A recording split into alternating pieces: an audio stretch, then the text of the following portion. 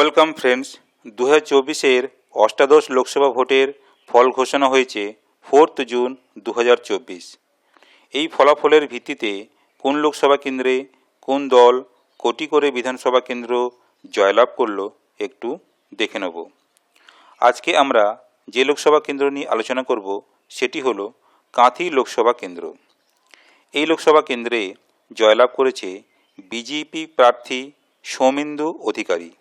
তার নিকটতম প্রতিদ্বন্দ্বী টিএমসি প্রার্থী উত্তম বারিক, son of late Virender Barik.